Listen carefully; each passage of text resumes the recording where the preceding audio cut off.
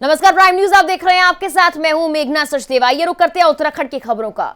उत्तराखंड में बीते 2 दिनों से अगर उसके मुकाबले देखा जाए तो कोरोना केसेस पहले के मुकाबले अब ज्यादा बढ़ते जा रहे हैं। बीते 24 घंटों की बात कर ली जाए तो प्रदेश में 632 नए संक्रमित केसेस मिले हैं और 12 मरीजों की इलाज के दौरान कोरोना से मौत हो गई है। इसी बीच अब तक मिले कुल संक्रमित मरीजों का जो आंकड़ा है वो 79,141 पहुंच गया है और उत्तराखंड में कोरोना से अब तक मरने वालों की संख्या 1,307 पहुंच गई है। बीते 24 घंटे की बात कर ली जाए 436 मरीजों को इलाज के बाद घर वापसी करा दी गई। इनको मिलाकर अब तक 71,541 मरीज रिकवर कर चुके हैं, जबकि 5,399 मरीजों का इलाज अब भी जारी है। बीते 24 घंटे की बात करें तो देहरादून जिले में सबसे ज्यादा 279 कोरोना मरीज मिले, जबकि नैनीताल में 92, हरिद्वार में 54, पिथौरागढ़ में 44, टिहरी में 30, उधम सिंह नगर में 27, अल्मोड़ा में 22, उत्तरकाशी में 18, चमौली में 17, पौड़ी में 15, बागेश्वर में 14, चंपावत में 11 और रुद्रप्रयाग में 9 लोग संक्रमित मिले। इस बीच रिपोर्ट आई है कि देहरादून में सक्रिय मामले सबसे ज्यादा है। मंगलवार तक यहां सक्रिय मामलों की संख्या 1,850 आंकी गई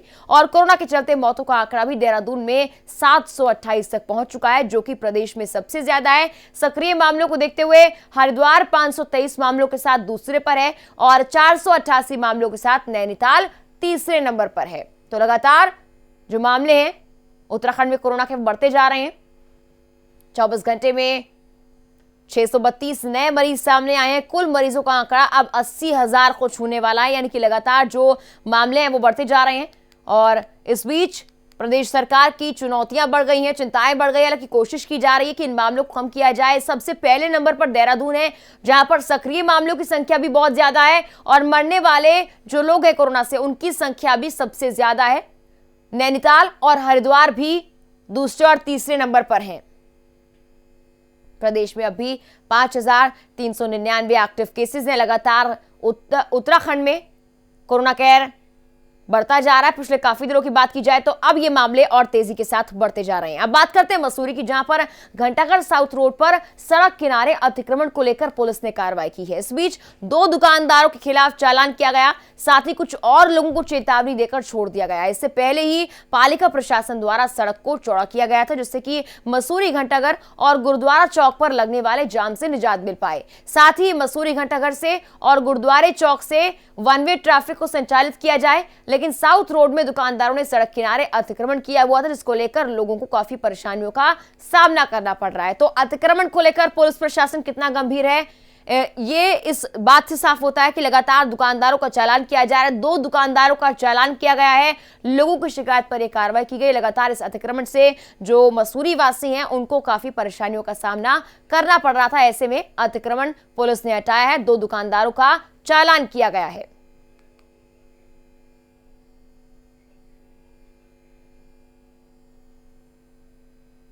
लोगों की शिकायत पर यह कार्रवाई की गई है। पुलिस ने अतिक्रमण हटाया है और 2 दुकानदारों पर चालान किया गया है।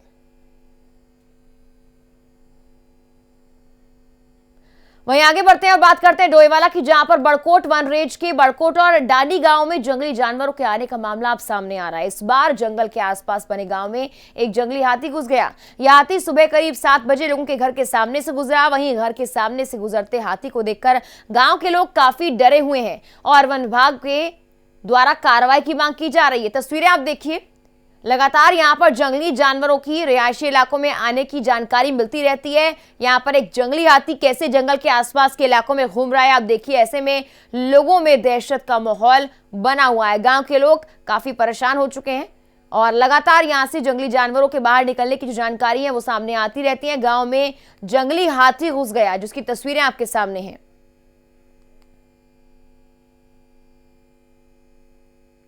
डोईवाला की ये तस्वीरें, जहां पर जंगल के आसपास के जो इलाके हैं वहां पर जंगली जानवर आ जाते हैं और ये कोई पहला मामला नहीं है। इससे पहले भी कई ऐसे मामले सामने आ चुके हैं। जंगली हाथी की तस्वीरें आपके सामने, जिसको देखकर अंदाजा आप लगा सकते हैं कि गांव के लोग कितने दहशत में होंगे। घर के सामने से यह हाथी निकलता हुआ नजर आ रहा है।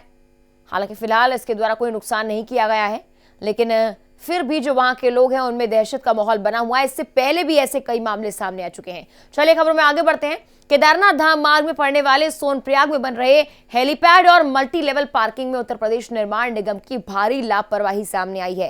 केदारनाथ आपदा के बाद साल 2014 में शुरू हुए इस प्रोजेक्ट की लागत करीब 70 करोड़ है। इसमें से 15 करोड़ के करीब खर्च भी हो चुका है और करीब 54 करोड़ रुपए भी उत्तर प्रदेश निर्माण निगम को जारी हो चुके हैं, लेकिन 6 साल बीत चुके हैं और कोई भी काम नहीं हुआ। उत्तर प्रदेश निर्माण निगम के अधिकारियों का यह कहना है कि इस साल यात्रा से पहले वो स्लैब डाल देंगे। वहीं मौके का निरीक्षण करने पहुंचे डीएम ने भी उत्तर प्रदेश निर्माण निगम के अधिकारियों को खूब फटकार लगाई है और काम जल्द ही पूरा करने के निर्देश भी दिए हैं। तो निर्माण कार्य का निरीक्षण डीएम ने खुद किया है और यहां पर भारी लापरवाही सामने आई है। 6 साल से प्रोजेक्ट ऐसे ही पड़ा हुआ है, लेकिन प्रोजेक्ट को पूरा नहीं किया जा रहा। जल्द पूरा कार्य करने के निर्देश डीएम के द्वारा यहां पर दिए गए हैं। मल्टी लेवल पार्किंग में बड़ी लापरवाही यहां पर नजर आ रही है। सोनप्रयाग की तस्वीरें, रुद्रप्रयाग के सोनप्रयाग में 6 साल बाद भी प्रोजेक्ट पूरा नहीं हुआ है।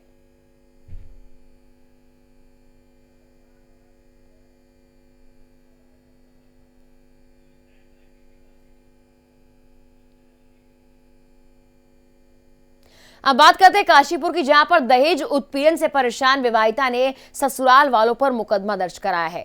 वहीं विवाहिता का यह कहना है कि पिछले कुछ वक्त से ससुराल वालों से दहेज उत्पीड़न और घरेलू हिंसा को लेकर महिला हेल्पलाइन में काउंसलिंग चल रही है। 3 काउंसलिंग पूरी हो चुकी है। इसके बावजूद भी जब बातचीत सफल नहीं हुई तो पुलिस ने ससुराल पक्ष के 5 लोगों के खिलाफ दहेज उत्पीड़न और घरेलू हिंसा का मामला दर्ज करा दिया और आरोपियों की धरपकड़ शुरू कर दी। वहीं पीड़िता का यह कहना है कि शादी के वक्त मेरे परिवार वालों ने दान दहेज दिया था, लेकिन इन लोभी ससुराल वालियों ने दहेज की मांग की है और एक बार फिर से ये मांग बढ़ती जा रही है। तो दहेज उत्पीड़न का ये मामला सामने आया। लगातार इससे पहले भी कहीं ऐसे मामले सामने आए जहां पर दहेज के लिए बेटे को परेशान किया जाता है और दहेज जैसी कुप्रथा को ऐसे मामलों से बढ़ावा मिलता है। हालांकि फिलहाल मामला दर्ज हो चुका है और दहेज उत्पीड़न के इस मामले में गिरफ्तारी की बात भी कही जा रही है।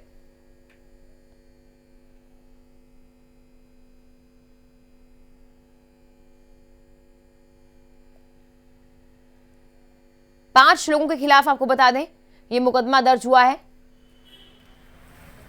आरोप इसमें यह है कि इसमें 5 लोगों के खिलाफ मुकदमा दर्ज हुआ है, जिसमें एक सास है पार्वती देवी, ससुर है भूप सिंह और 2 नंदंगी कविता कौशल्या और एक वहाँ मुरादाबाद का बहुत बड़ा नेता है बीजेपी नगर का बीजेपी का महानगर अध्यक्ष चंद्र प्रजापति के 5 लोगों के खिलाफ मुकदमा दर्ज किया गया है। क्या आरोप लगे हैं? आरोप यह है कि वो लोग घर पे क्योंकि इसके फादर जो है सरकारी नौकरी में 4th क्लास की नौकरी करते हैं, तो कहिए इनका बार बार ये दहेज के लिए डिमांड करना कि हमें एक कार ला कर दो, 5 लाख रुपए हमें कैश दो, नहीं लाओगे तो घर में नहीं रखेंगे, कुछ नहीं देंगे, वो घर से भगा देंगे, अगर यहाँ पर आएगा तो तुम्हारे खिलाफ तुम्हें जान से मरवा देंगे। क्यों? क्योंकि वो बीजेपी के नेता है, कुछ भी कर सकते हैं।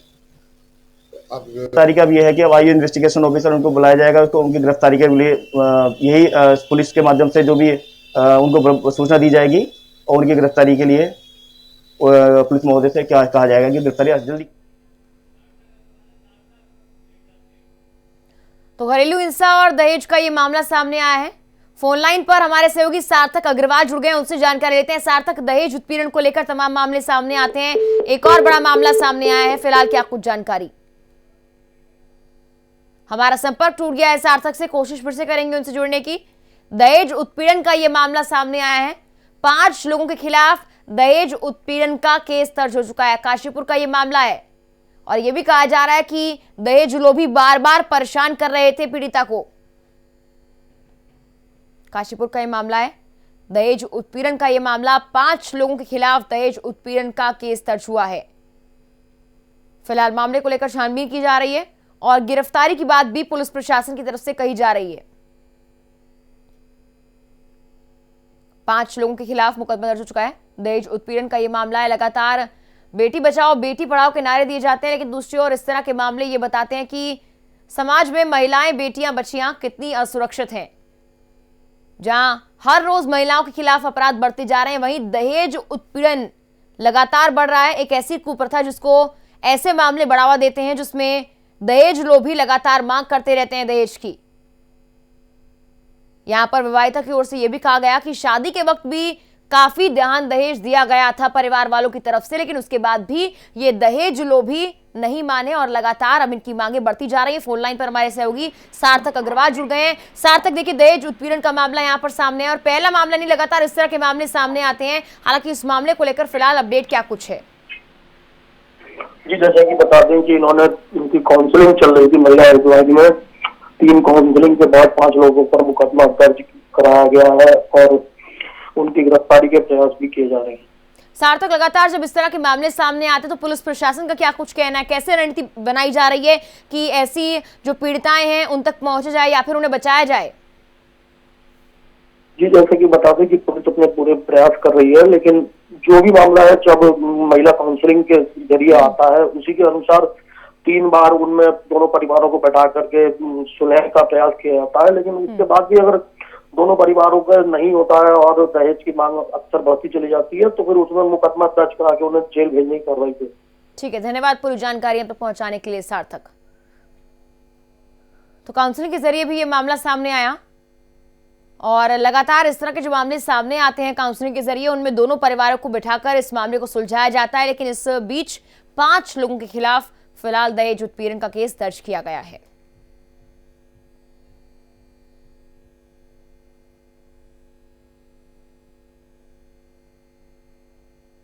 काशीपुर का यह मामला है जहां पर 5 लोगों के खिलाफ केस दर्ज हो चुका है। घरेलू हिंसा का यह मामला है और दहेज को लेकर यह केस दर्ज किया गया है। दहेज उत्पीड़न के जो मामले हैं वो लगातार बढ़ते जा रहे हैं। काउंसलिंग के दौरान महिला ने शिकायत दर्ज कराई है और काफी दिनों से काउंसलिंग की जा रही थी। वहीं चलिए खबरों में आगे बढ़ते हैं। उत्तराखंड के डीजीपी अशोक कुमार 2 दिनों के कुमाऊं दौरे पर हैं। इस दौरान वो उधम सिंह नगर पहुंचे जहां पर उन्होंने 31वीं वाहिनी पीएसी और पुलिस लाइन रुद्रपुर में अधिकारियों और कर्मचारियों संघ की बैठक की। इस दौरान कर्मचारियों की समस्याएं भी सुनी और उन्हें जरूरी दिशा निर्देश भी दिए। इसके साथ ही कहा कि अच्छी पुलिसिंग करने पर कर्मचारियों को सम्मानित किया जाएगा और पुलिसकर्मी अगर काम में लापरवाही करता है तो उसके खिलाफ कार्रवाई भी की जाएगी। डीजीपी अशोक कुमार का यह दौरा रहा। पुलिस कर्मचारियों के साथ उन्होंने मीटिंग की, उनकी समस्याएं सुनी, उन्हें दिशा निर्देश भी दिए और यह भी कहा जो अच्छा काम करेगा पुलिसकर्मी उसे सम्मानित किया जाएगा, लेकिन जो काम में लापरवाही बरतेगा उसके खिलाफ कड़ी कार्रवाई की जाएगी।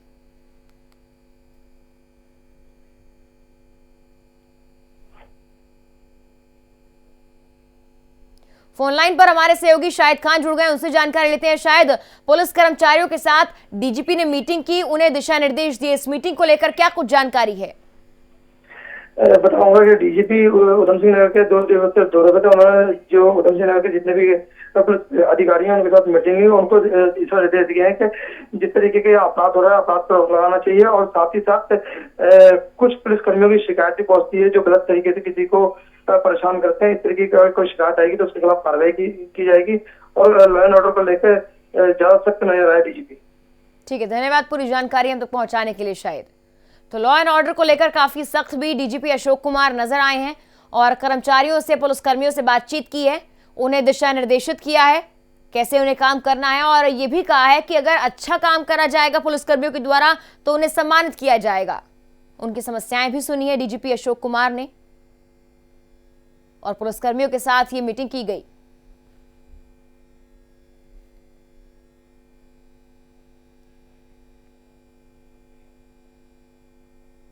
हरिद्वार के ज्वालापुर में भूमि का विवाद धीरे धीरे तेज हो रहा है। बीते 50 सालों से चल रहे विवादित मामले में कोर्ट के फैसले से नाखुश होकर कब्जाधारियों ने आत्मदाह की चेतावनी दी। उनका कहना है कि बंटवारे के वक्त उनका परिवार पाकिस्तान से यहां आ गया था, तभी से उनका 25 लोगों का परिवार यहां पर रहता है, जबकि दूसरे पक्ष का यह कहना है कि कोर्ट का जो फैसला है वो सभी को मंजूर होना चाहिए। साथ ही दूसरे पक्ष ने प्रशासन से मामले में कार्रवाई की मांग की है।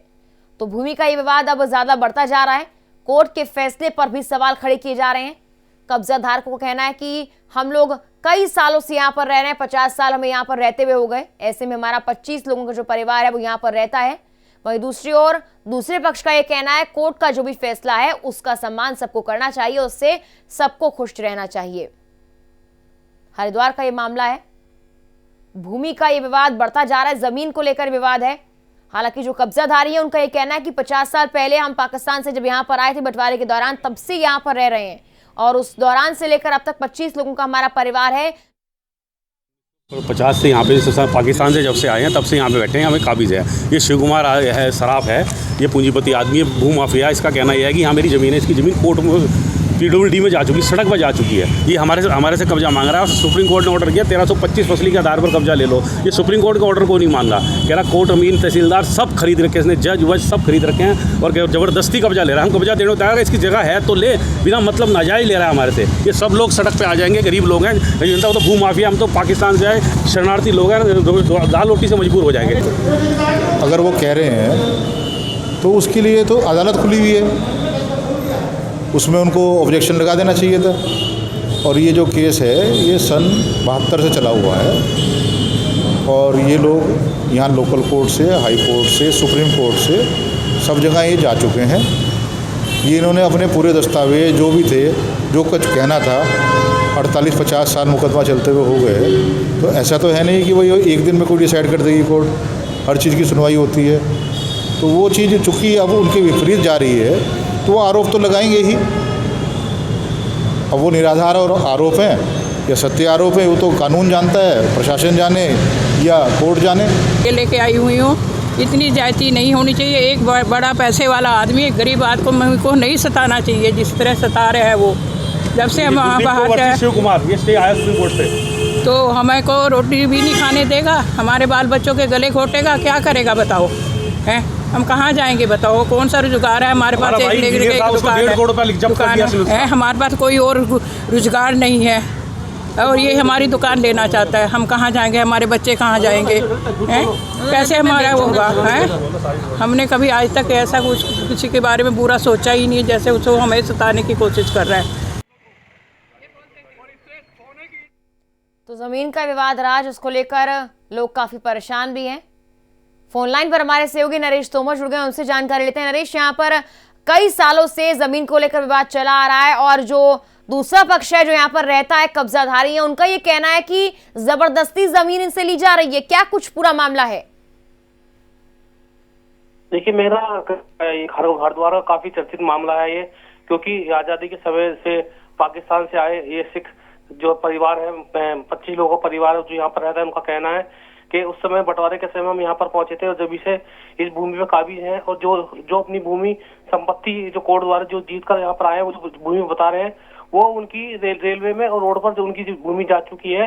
वहीं जो भूमि कब्जाधारी है, जो कब्जा लेना चाहते हैं, उनका साफ तौर पर यही कहना है कि पिछले 50 वर्षों से वो कोर्ट में इसको केस को लड़ रहे हैं। उनकी 3 पुश्तें लगातार इसके केस को लड़ने में उनका खत्म हो चुकी हैं। अब जो नई पीढ़ी है जो ये केस जीता है, खुशी की लहर उनके दौड़ गई है और उन्होंने कहा है कि सुप्रीम कोर्ट के द्वारा अब उनको आखिरकार ये न्याय मिला के द्वारा ही इस पर फैसला हो। लेकिन हालांकि क्योंकि काफी जो परिवार है काफी समय से वहां पर रह रहे हैं, तो दोनों में लगातार काफी ऐसी स्थिति सामने आ गई है कि लगातार जो राजनीतिक माहौल भी यहाँ पर बिगड़ता हुआ साफ तौर नजर आ रहा है। लेकिन कोर्ट के आगे सब विवाद यहाँ पर नजर होते आ रहे हैं। जी नरेश, यहाँ पर बड़े आरोप भी लगाए गए हैं कब्जाधारियों की तरफ से कि सभी लोग खरीदे गए हैं और भ्रष्टाचार का भी एक तरह से आरोप लगाया गया। उसको लेकर प्रशासन क्या कुछ कह रहा है? एक प्रशासन का तो साफ तौर पर ये कह रहा है कि जिस तरह से सुप्रीम कोर्ट के आदेश हैं, कोर्ट के आदेश जिस हो चुके हैं, तो उसके आगे प्रशासन को तो मजबूरी में जो है न्याय दिलाना पड़ेगा। उसको खाली कराकर जो दूसरे पक्ष है उसको काबिज कराया जाएगा, यही उनका साफ तौर पर यही कहना है। लेकिन अब देखना होगा कि आने वाले समय में जो पिछले 50 सालों से यहाँ पर काबिज हैं, उनके साथ किस तरह का न्याय हो पाएगा। जी ठीक है नरेश, धन्यवाद पूरी जानकारी हम तक पहुंचाने के लिए। मसूरी जिले में आने वाले पर्यटकों की पार्किंग की समस्या को लेकर जिला प्रशासन खास तैयारी कर रहा है। वहीं प्रदेश सरकार भी लगातार मसूरी में पार्किंग निर्माण करने के लिए कई योजनाओं के तहत काम कर रही है। मसूरी पेट्रोल पंप क्विकिंग हरियाणा की कंपनी रिचा इंडस्ट्री के 212 कार की पार्किंग की क्षमता की पार्किंग बना रही है। इस पार्किंग प्लेस को बनाने में 31 करोड़ 76 लाख की लागत आएगी। इस पार्किंग का निर्माण 2016 में ही शुरू कर दिया गया था, जो अब पूरा होने वाला है और 2021 में मार्च के अंत तक पार्किंग को खोले जाने का प्लान है। इस पार्किंग में 4 फ्लोर हैं, जिसमें से 3 फ्लोर बनकर तैयार हो चुके हैं। वहीं पार्किंग बना रही कंपनी का यह कहना है कि पार्किंग को अत्याधुनिक तरीके से बनाया गया है, जिसमें कैफे, आधुनिक शौचालय के साथ ड्राइवर्स के रहने के लिए जगह होगी। इसके साथ ही पार्किंग में लिफ्ट का इंतजाम भी किया गया है, जिससे कि लोगों को दिक्कतें ना आए।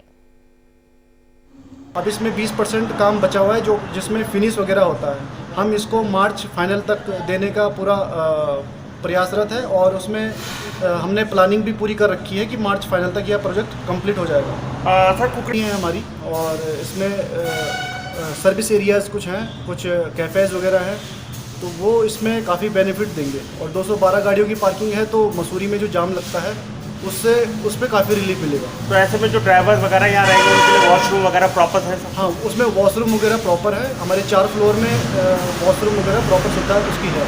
तो यहाँ पर ड्राइवर्स के रहने की जगह भी होगी? कुछ ड्राइवर्स की रहने की व्यवस्था अभी HOD सर से बात आए थे, विजिट हुई थी एक बार बीच में उनकी, तो उन्होंने इसका भी प्रस्ताव रखा कि एक दूसरी बिल्डिंग बगल में है, उसको हम ड्राइवर्स हैं उनको रहने के लिए वहाँ पे रूम्स वगैरह प्रोवाइड करें।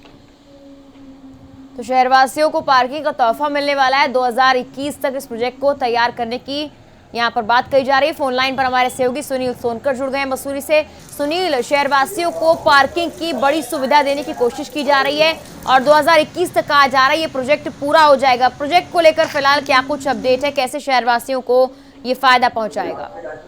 देखिए, अगर मसूरी की बात करी जाए तो मसूरी में पार्किंग की बहुत बड़ी समस्या है, जिसको लेकर सरकार लगातार काम कर रही है और इसी को लेकर मसूरी पेट्रोल पंप के पास 212 गाड़ियों की पार्किंग का निर्माण यहाँ पर 2016 में शुरू हुआ था और अब जाकर कहीं न कहीं ये निर्माण पूरा होने जा रहा है। 80% काम हो चुका है और 20% बाकी है, जिसमें भी काफी तेजी से किया जा रहा है और ये माना जा रहा है कि मार्च अंत तक ये पार्किंग जनता को समर्पित कर दी जाएगी। वहीं प्रदेश सरकार की अगर बात करी जाए तो प्रदेश सरकार लगातार मसूरी में जो जाम लगता है उसको लेकर काफी गंभीर है और कोशिश कर रही है कि वो इस जाम के निजात से लोगों को निजात दिलाए और इसी को लेकर लगातार यहाँ पर पार्किंग का निर्माण कराया जा रहा है। एक पार्किंग मार्च में जनता को मिल जाएगी और 1000 पार्किंग का जो निर्माण है वो 0 पॉइंट पे शुरू किया जाएगा, जिसकी DPR यहाँ पर अब लगभग तैयार हो चुकी है और जल्द मुख्यमंत्री त्रिवेंद्र सिंह रावत इसके फाउंडेशन स्टोन रखेंगे।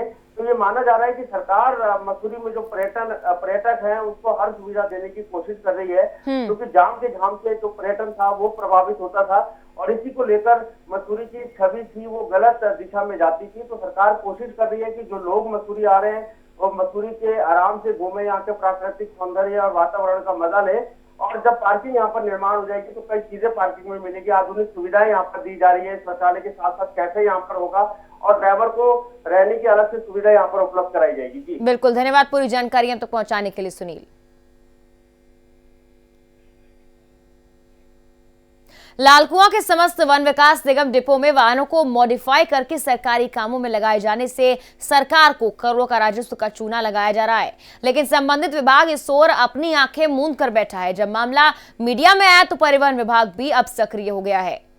तो वन विकास निगम को करोड़ों का चूना लगाया जा रहा था, पुराने वाहनों को मॉडिफाई करके ही काम में लगाया जा रहा है। ऐसे में काफी राजस्व का नुकसान सरकार को हो रहा है। हालांकि पहले इस मामले को लेकर कोई कार्रवाई नहीं की जा रही थी, लेकिन मीडिया में जब ये मामला संज्ञान में आया और ज्यादा इस मामले को लेकर बातचीत की गई तब जाकर अब सक्रिय हुए अधिकारी।